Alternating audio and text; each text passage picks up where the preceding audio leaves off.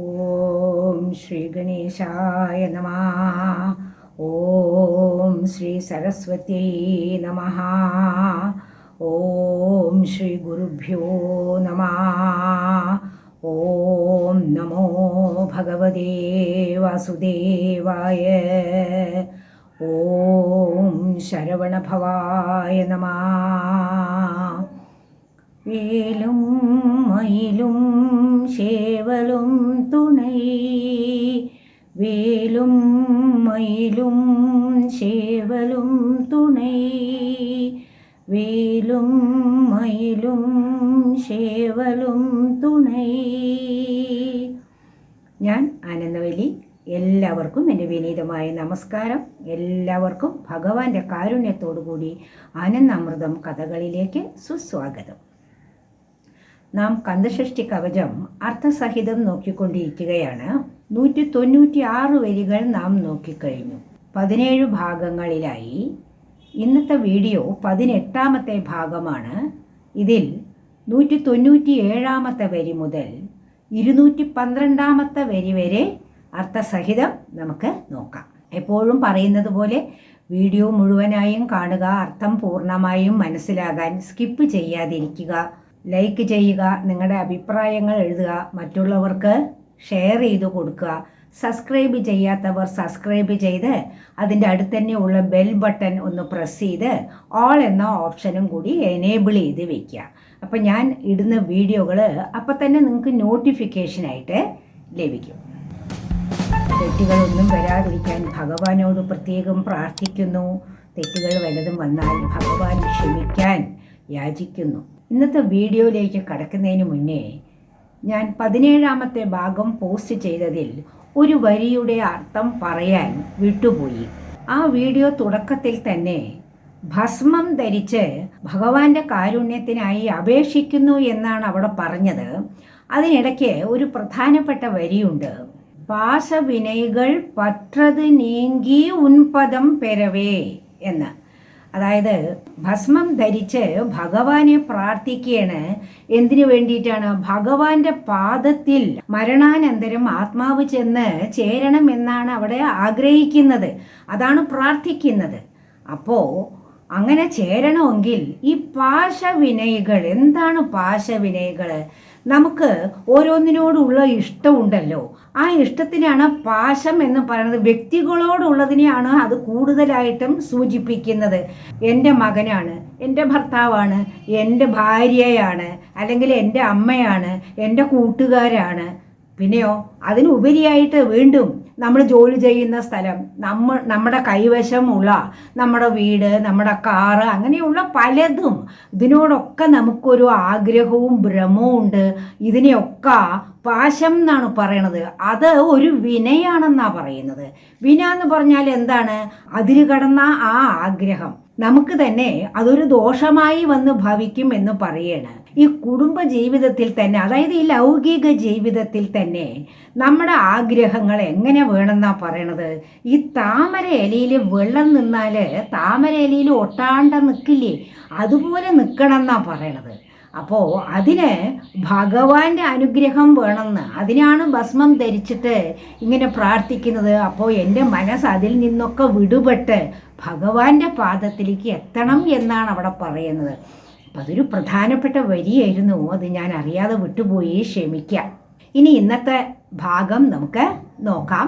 ആദ്യം ആ വരികൾ പാരായണം ചെയ്യാം. பிள்ளையன்றன்பாய் பிரியமளித்து மைந்தன் என்மீதுன் மனமகிழ்ந்த அருளி தஞ்சமென்ற அடியார் தழைத்திட அருள் செய் கந்தசஷ்டி கவசம் விரும்பிய பாலன் தேவராயன் பகர்ந்ததை காலையில் மாலையில் கருத்துடன் நாளும் ஆச்சாரத்துடன் அங்கம் துலக்கி நேசமுடன் ஒரு நினைவதுவாகி கந்தசஷ்டி கவசம் இதனை சிந்தை கலங்கா தியானிப்பவர்கள் ஒரு நாள் 36 கொண்டு ஓதிய ஜெபித்து உகந்து நீர் அணிய அஷ்டதிக்குள்ளோர் அடங்கலும் வசமாய் திசை மன்னர் என்மர் செயலது அருளுவர் மாற்றலரெல்லாம் வந்து வணங்குவர் നവകോൾ മഹിഴ്ந்து നന്മ അളിത്തിടും.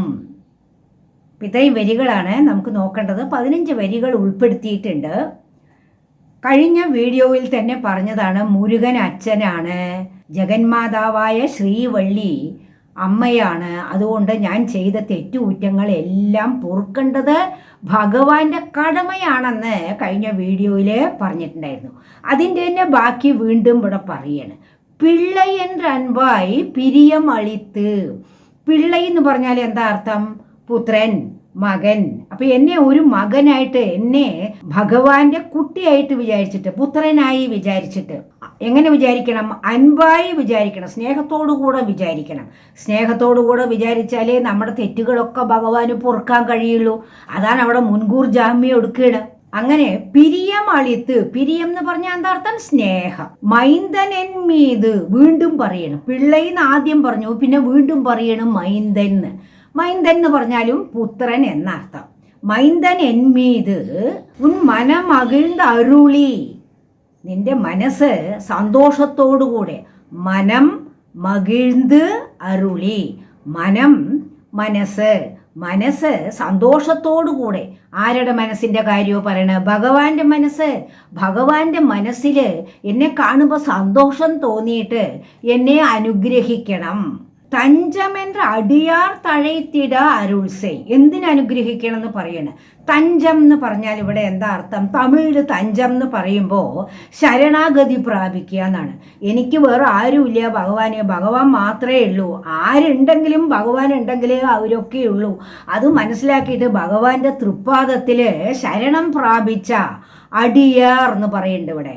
അടിയാർ എന്ന് പറഞ്ഞാൽ ഭഗവാന്റെ യഥാർത്ഥ ഉത്തമ ഭക്തന്മാര്. കാട്ടിക്കൂട്ടണ ഭക്തിയല്ല, ഭഗവാനോട് പ്രേമത്തോടുകൂടി ഭക്തിയായിട്ടിരിക്കുന്ന ആളുകൾ. തഞ്ചമെன்ற അടിയാർ തഴയ്ത്തിട അരുൾസേ. തഴയ്ത്തിട എന്ന് പറഞ്ഞാൽ എന്താ അർത്ഥം? ഒരു ചെടിയൊക്കെ തഴച്ച് വളർന്നു എന്ന് പറഞ്ഞാൽ എന്താ അർത്ഥം? നല്ലോണം നന്നായിട്ട് വളർന്നു, കായും കനികളൊക്കെ ഉണ്ടായി അതില്. അതല്ലേ നമ്മൾ മനസ്സിലാക്കുക. അപ്പൊ അതേ അർത്ഥം തന്നെയാണ് ഇവിടെ. തഴയ്ത്തിട എന്ന് പറഞ്ഞാല് ഉത്തമ ഭക്തന്മാര് നന്നായി ജീവിക്കാൻ അരുൾസേ എന്നാണ് പറയുന്നത്. പിന്നെയും പറയണ്, കന്ദഷഷ്ടി കവചം ഇതനൈ. കന്ദൻ എന്ന് പറഞ്ഞാല് മുരുകൻ. ശ്രീ മുരുകന്റെ, കന്ദ ഭഗവാന്റെ ഷഷ്ടി കവചം. വിരുമ്പിയ. വിരുമ്പിയ എന്ന് പറഞ്ഞാൽ ഇഷ്ടപ്പെട്ടിട്ട് എന്നർത്ഥം. അപ്പോൾ ഇഷ്ടപ്പെട്ട് പാരായണം ചെയ്യുന്ന ഭക്തന്മാരെ പറ്റി വീണ്ടും പറയണേ. എങ്ങനത്തെ ഭക്തന്മാരാണ്? അവര് ഇഷ്ടപ്പെട്ടിട്ട് കന്ദഷഷ്ടി കവചം പാരായണം ചെയ്യണം. അങ്ങനെയുള്ള ഭക്തന്മാര്. ഈ കന്ദഷഷ്ടി കവചം രചിച്ചത് ആരാണെന്ന് അടുത്ത വരിയിൽ പറയണ്. ബാലൻ ദേവരായ സ്വാമികള് തൻ്റെ പേര് അവിടെ കൂട്ടിച്ചേർത്തു. ബാലൻ ദേവരായൻ പകർന്നതേ. പകർന്നത് എന്ന് പറഞ്ഞാൽ എന്താ അർത്ഥം? ഒരു പാത്രത്തിലുള്ളതിനെ മറ്റൊരു പാത്രത്തിലേക്ക് ഒഴിക്കുമ്പോൾ നമ്മൾ എന്താ പറയുക? പകർന്നു എന്ന് പറയില്ലേ? ഇപ്പം ഇവിടെ എന്താണ്? കന്ദഷഷ്ടി കവചം പകർന്നു എന്ന് പറഞ്ഞാൽ എന്താ അർത്ഥം? ഭഗവാന്റെ കാരുണ്യം കൊണ്ട് ബാലൻ ദേവരായ സ്വാമികളുടെ മനസ്സിൽ തോന്നിയ ഈ വരികള് മനസ്സിൽ നിന്ന് ഇവിടെ ഇപ്പോൾ എഴുത്തുകളായിട്ട് അതിനെ എങ്ങനെ പകർന്നു, അതിനെ നമുക്ക് തന്നു, എല്ലാ ഭക്തന്മാർക്കും തന്നു. അതാണ് ഇവിടെ പറയുന്നത്. അപ്പം ബാലൻ ദേവരായൻ പകർന്നതേ. കന്ദഷഷ്ടി കവചം ബാലൻ ദേവരായൻ പകർന്നത് എന്ന് പറഞ്ഞാൽ എന്താർത്ഥം? കന്ദഷഷ്ടി കവചം ബാലൻ ദേവരായ സ്വാമികള് രചിച്ച ഈ കന്ദഷഷ്ടി കവചം എപ്പോഴൊക്കെ ചെല്ലണം, എങ്ങനെയൊക്കെ ചെല്ലണം എന്നുള്ളതാണ് പറയണത്. കാലയിൽ മാലയിൽ, രാവിലെയും വേണം വൈകുന്നേരവും വേണം. പിന്നെയോ കരുത്തുടൻ നാളും. കരുത്ത് എന്ന് പറഞ്ഞാൽ എന്താ അർത്ഥം? അർത്ഥം. അതിലടങ്ങിയിരിക്കുന്ന സത്ത്, ആ സത്ത് മനസ്സിലാക്കിയിട്ട് വേണം അത് ചൊല്ലാൻ. അപ്പോൾ ബാലൻ ദേവരായ സ്വാമികൾ എന്നെ പറയണു, വെറുതെ ഇതിൻ്റെ വരികൾ ഒരറ്റം മുതൽ മറ്റേ അറ്റം വരെ വെറുതെ ഇങ്ങനെ സ്പീഡിൽ പറഞ്ഞു പോയിട്ട് ഒരു കാര്യവുമില്ല. അർത്ഥം ഗ്രഹിച്ചിട്ട് ചൊല്ലണം. കരുത്തുടൻ നാളും. എപ്പോൾ ചെല്ലണം? എന്നെങ്കിലും ഒരു ദിവസം രാവിലെയും വൈകുന്നേരവും ചെല്ലിയാൽ പോരാ. നാളും എന്ന് പറഞ്ഞു, എല്ലാ ദിവസവും ചെല്ലണം. അങ്ങനെ ചെല്ലണമെങ്കിൽ ആരെങ്കിലും നിർബന്ധിച്ചിട്ട് ചെല്ലിയാൽ ശരിയാവില്ല. അവനോനെന്നെ തോന്നണം. അതിന് ആരുടെ അനുഗ്രഹം വേണം? ഭഗവാന്റെ അനുഗ്രഹം വേണം. ആ ചൊല്ലണേന് മുന്നേ പിന്നെ വേറെ എന്തൊക്കെ ചെയ്യാനുണ്ട്? ആചാരത്തുടൻ അംഗം തുലക്കി. തുലക്കി എന്ന് പറഞ്ഞാൽ എന്താ അർത്ഥം? കഴുകുക. അംഗം തുലക്കി, അംഗം എന്ന് പറഞ്ഞാൽ എന്താണ്? ശരീരഭാഗങ്ങൾ കഴുകുക എന്ന് പറഞ്ഞാൽ എന്താ അർത്ഥം? കുളിക്കുക. ആചാരത്തുടൻ, അതായത് നല്ലോണം വൃത്തിയായിട്ട്, വൃത്തിയുള്ള ജലത്തിൽ വൃത്തിയായിട്ട് കുളിച്ചതിന് ശേഷം ശുദ്ധമായിട്ട് നേശമുടൻ ഒരു നിനൈവധുവാകി, ഭഗവാനോട് ഇഷ്ടം ഉണ്ടാവണം അത് ചൊല്ലാൻ പോകുമ്പോൾ. എന്നിട്ടോ ഒരു നിനൈവ് എന്ന് പറഞ്ഞാൽ എന്താ അർത്ഥം? ഒരൊറ്റ വിചാരേ ഉണ്ടാവാൻ പാടുള്ളൂ. എന്താണ് ആ വിചാരം? ആ വിചാരം ഭഗവാന്റെ തൃപ്പാദം, ഭഗവാനെ ശരണം എന്ന് പറഞ്ഞിട്ടുള്ള വിചാരം ഉണ്ടല്ലോ, ആ വിചാരം മാത്രമേ ഉണ്ടാവാൻ പാടുള്ളൂ. അങ്ങനെ കന്ദഷഷ്ടി കവചം ഇതിനെ ബാലൻ ദേവരായ സ്വാമികള് രചിച്ച ഈ കന്ദഷഷ്ടി കവചത്തിനെ ഇങ്ങനെ ചിന്തൈ കലങ്ക ധ്യാനിപ്പവർകൾ. ചിന്ത എന്ന് പറഞ്ഞാൽ എന്താ അർത്ഥം? നമ്മുടെ തോട്ട്സ് എന്നൊക്കെ പറയില്ലേ, നമ്മുടെ മനസ്സെന്ന് വെച്ചോളൂ. ചിന്തൈ കലങ്ക ധ്യാനിപ്പവർകൾ, മനസ്സ് കലങ്ങാണ്ട്. കലങ്ക എന്ന് പറഞ്ഞാൽ എന്താ അർത്ഥം? വിഷമിക്കുക, ദുഃഖിക്കുക, ഓരോന്നിനെ പറ്റിയിട്ട് ആവലാതി ഉണ്ടാവുക, അല്ലെങ്കിൽ ഒരു വെപ്രാളം ഉണ്ടാവുക. എൻ്റെ മകൻ എന്തായി, എൻ്റെ ഭർത്താവ് എന്തായി, അല്ലെങ്കിൽ എൻ്റെ കൂട്ടുകാരെന്തായി, എൻ്റെ അമ്മ എന്തായി, എൻ്റെ ഭാര്യ എന്തായി, ഇങ്ങനെ രീതിയിൽ അവർക്ക് ആ പ്രശ്നമുണ്ടല്ലോ, ആ പ്രശ്നത്തിനെ എങ്ങനെയാണ് പരിഹരിക്കേണ്ടത്, എനിക്ക് ഈ പ്രശ്നമുണ്ടല്ലോ, ഞാൻ ഈ പ്രശ്നത്തിനെ എങ്ങനെയാണ് പരിഹരിക്കേണ്ടത്, മറ്റുള്ളവരിൽ നിന്ന് എനിക്ക് ഇങ്ങനെ ഉപദ്രവം ഉണ്ടാവുന്നുണ്ടല്ലോ, ഓഫീസിൽ പോയിട്ടുണ്ടെങ്കിൽ അവിടെയും ചെറിയ പ്രശ്നങ്ങളൊക്കെ ഉണ്ടാവുന്നുണ്ടല്ലോ, എങ്ങനെയാണ് ഞാൻ ഇതൊക്കെ ഒന്ന് പരിഹരിക്കുക എന്ന രീതിയിൽ മനസ്സിനെ ഇട്ട് അലട്ടാതെ ഭഗവാനെ മാത്രം വിചാരിക്കുക. ആ പ്രശ്നങ്ങളൊക്കെ ഭഗവാൻ നേരാക്കി തരും എന്ന ഉറച്ച വിശ്വാസത്തില് ധ്യാനിച്ചോണ്ട് വേണം ചൊല്ലാൻ എന്നാ പറയണത്. വീണ്ടും പറയണേ, ഒരു നാൾ 36 കൊണ്ട്. ആ വരി 2 രീതിയിൽ വ്യാഖ്യാനിക്കാം. ഒന്ന് സിമ്പിൾ ആയിട്ടുള്ള ഒരു വ്യാഖ്യാനം ഞാൻ പറയാ. ഭഗവാന്റെ നാമം, മുരുകൻ എത്രയോ നാമങ്ങൾ ഉണ്ടല്ലോ, ആ നാമങ്ങൾ 36 തവണ രാവിലെയും വൈകുന്നേരവും ഇങ്ങനെ ഉരുവിട്ടോണ്ടിരിക്കുക. ഉരുവിടുക എന്ന് പറഞ്ഞാൽ എന്താ അർത്ഥം? വീണ്ടും വീണ്ടും നിർത്താണ്ട് എപ്പോഴും ഇങ്ങനെ പറഞ്ഞുകൊണ്ടിരിക്കുക. അങ്ങനെ ഉരുവിട്ടോണ്ടിരിക്കുക. അതെന്നെ ഇത്തിരി ബുദ്ധിമുട്ടുള്ള കാര്യമാണ് അല്ലേ? ചിലവരൊക്കെ രാവിലെ എഴുന്നേറ്റാല് ഭഗവാന്റെ നാമം 36 പ്രാവശ്യം എഴുതും. ഞാനൊക്കെ ആ കാറ്റഗറിയിൽ പെട്ടതാണ്. രാവിലെ എണിച്ച് ഭഗവാന്റെ നാമം ശ്രീ മുരുക നമ എന്ന് 36 പ്രാവശ്യം എഴുതും രാവിലെ. മനസ്സതിൽ ലയിക്കാൻ വേണ്ടിയിട്ട്, അതിലെന്നെ പിടിച്ചു നിൽക്കാൻ വേണ്ടിയിട്ട് അങ്ങനെ ചെയ്യാണ്. നിങ്ങളിൽ പലവരും അത് ചെയ്യുന്നുണ്ടാവും. ഓം ശരവണ ഭവ എന്ന് എഴുതുന്നവരും ഉണ്ട്. മറ്റൊരർത്ഥം എന്താണ്? 36 തവണ രാവിലെയും വൈകുന്നേരവും കന്ദഷഷ്ടി കവചം ഒരു മനസ്സായിട്ട് ഭഗവാനെ മാത്രം ചിന്തിച്ചുകൊണ്ട് ജപിക്കുക. സാധാരണ ആളുകൾക്ക് പറ്റുമോ എന്തോ അറിയില്ല. അങ്ങനെ ഈ 36 തവണ കന്ദഷഷ്ടി കവചം രാവിലെയും വൈകുന്നേരവും ഒരു മനസ്സായിട്ട് ഭഗവാനെ മാത്രം വിചാരിച്ചുകൊണ്ട് ചൊല്ലിയ ആൾക്കാരൊക്കെ നമ്മുടെ ഈ സാധാരണ തലത്തിൽ നിന്ന് എത്രയോ വലിയ തലത്തിലേക്ക് അവർ ഉയരും. ശ്രമിക്കുന്നത് നന്ന്. ശരി, ഇങ്ങനെ ഓതുക എന്ന് പറഞ്ഞാൽ ജപിക്കുക അല്ലെങ്കിൽ ചൊല്ലുക എന്നർത്ഥം. ഉരു എന്ന് പറഞ്ഞാൽ ഇടതടവില്ലാണ്ട് ചൊല്ലിക്കൊണ്ടേയിരിക്കുക. അങ്ങനെ ചൊല്ലിക്കൊണ്ടിരുന്നാൽ മുരുകൻ്റെ നാമങ്ങളൊക്കെ അങ്ങനെ ചൊല്ലിക്കൊണ്ടിരിക്കുക എന്ന് നമ്മൾ സിമ്പിളായിട്ട് എടുക്കുക അതിനെ.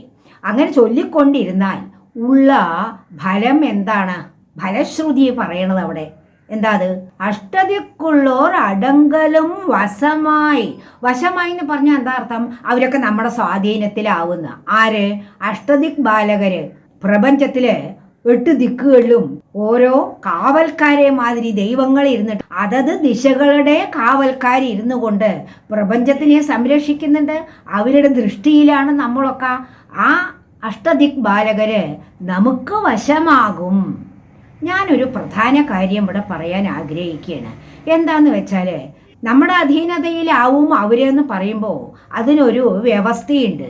നമ്മൾ ചോദിക്കുന്ന കാര്യം, നമ്മുടെ മനസ്സിലുള്ള കാര്യം മറ്റുള്ളവർക്ക് ഒരു ചാലഞ്ച് ആവാൻ പാടില്ല. അതായത് മറ്റുള്ളവരെ സങ്കടത്തിലാക്കാൻ പാടില്ല. പ്രപഞ്ചത്തിന് ഒരു ചാലഞ്ച് ആകാൻ പാടില്ല. അതായത് പ്രപഞ്ചത്തിന്റെ നിലനിൽപ്പിനെ, ലോകത്തിന്റെ നിലനിൽപ്പിനെ ചോദ്യം ചെയ്യുന്നത് മാതിരിയുള്ള, അതിനെയൊക്കെ നശിപ്പിക്കുന്നത് മാതിരിയുള്ള ആഗ്രഹങ്ങളൊന്നും ഭഗവാനോട് പറയാൻ പറ്റില്ല. അങ്ങനെ ഭഗവാനോട് പറഞ്ഞാൽ ഭഗവാൻ അത് കേൾക്കില്ല എന്ന് പറയാൻ പറ്റില്ല. നമ്മൾ മനസ്സിൽ വിചാരിക്കുന്നതും കൂടി ഭഗവാൻ അറിയണ്ടല്ലോ. നമ്മൾ വിചാരിക്കുന്ന ഒരു കാര്യം ഭഗവാൻ നടത്തി തരുമ്പോൾ നമ്മൾ പറയണില്ലേ, ഞാൻ വിചാരിച്ചേ ഉള്ളൂ, എനിക്ക് അപ്പോഴേക്കും ആ കാര്യം നടന്നു എന്ന്. അതുപോലെ ഈ ദുഷ്ടചിന്തകളും ഭഗവാൻ മനസ്സിലാക്കുന്നുണ്ട്. ആ ദുഷ്ടത എവിടേക്ക് തിരിച്ചു വരും? നമുക്ക് തന്നെ തിരിച്ചു വരും. അപ്പം അതുകൊണ്ട് ഭക്തി ചെയ്യുന്നതല്ല കാര്യം. ഭക്തി ചെയ്യുമ്പോൾ വളരെ ശ്രദ്ധിക്കണം. ഭഗവാൻ കേൾക്കാൻ തുടങ്ങുകയാണ് ഈ കാര്യങ്ങൾ. അപ്പം നമ്മുടെ കയ്യിൽ നിന്ന് എന്തെങ്കിലും ഒരു തെറ്റ് വരുമ്പോൾ അത് പിന്നെ അതിൻ്റേതായിട്ടുള്ള ദോഷങ്ങൾ നമ്മൾ തന്നെ സഹിക്കേണ്ടതായിട്ട് വരും. അപ്പം എന്തായാലും ഇതൊക്കെ ചൊല്ലിയിട്ട് നല്ല കാര്യങ്ങൾ നമ്മൾ ആഗ്രഹിക്കുമ്പോൾ അഷ്ടദിഗ്ബാലകര് നമ്മുടെ വശമായിട്ട് നമ്മുടെ സ്വാധീനത്തിലായിട്ട് അവരതൊക്കെ നമുക്ക് ചെയ്തു തരും. വീണ്ടും അടുത്ത് വരില്ല അഷ്ടദിഗ്ബാലകരെ പറ്റി തന്നെ പറയണം. ദിശയും മന്നർ എൺമർ ശയലത അരുളുവർ. അതായത് ദിശ എന്ന് പറഞ്ഞാൽ ദിക്ക്. 8 ദിക്കിൽ നിൽക്കുന്ന ഈ ദൈവങ്ങൾ, കാവൽക്കാരായി നിൽക്കുന്ന, സംരക്ഷണം തന്നുകൊണ്ട് നിൽക്കുന്ന ഈ ഭഗവാന്മാര്, അതായത് ദിഗ്ബാലകര്, അവര് ശയലത് എന്ന് പറഞ്ഞാൽ എന്താ അർത്ഥം? അവര് ചെയ്യുന്നത് ശയലത അരുൾവർ, അവർ അനുഗ്രഹിക്കും. അവർ ചെയ്യുന്ന കാര്യങ്ങളൊക്കെ നമുക്ക് ദോഷമല്ല, നമുക്ക് അനുഗ്രഹമായിട്ട് വരും. പിന്നെ ഇനി ഒരു കാര്യം കൂടെ പറഞ്ഞു. മാற்றലർ എല്ലാം വന്ന് വണങ്ങുവർ. മാற்றലർ എന്ന് പറഞ്ഞാൽ എന്താണ്? ശത്രുക്കള്.